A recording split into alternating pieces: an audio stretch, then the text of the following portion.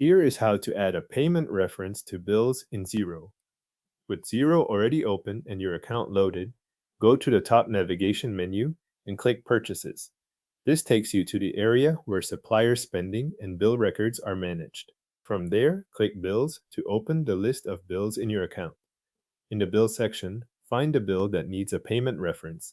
When you see the correct entry, click on it to open the full bill record.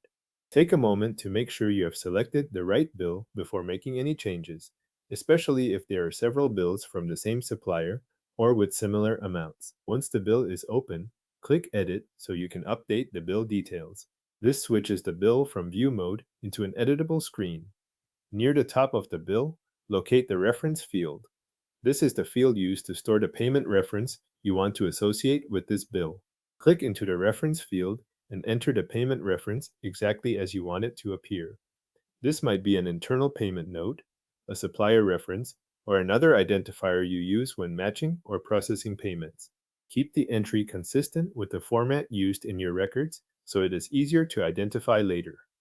Before saving, review the rest of the bill information. Check the supplier, the bill date, the due date, the amounts, and any other details shown on the bill. The goal here is to confirm that the bill is still correct overall and that the new reference has been added to the right record. If anything looks out of place, correct it while you are still in edit mode. When you are ready, click Save to store the updated bill. Xero will return you to the saved version of the bill with the latest details applied. After saving, open the bill again and look at the reference field to confirm that the payment reference is now showing there. This final check helps make sure the update was saved properly and is visible on the bill record. With the reference in place, you can use that information later when you record or process the bill payment.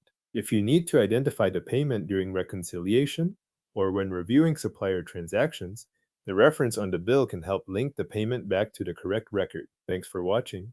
The bill now includes the payment reference in its reference field and is ready to use when the payment is recorded or processed.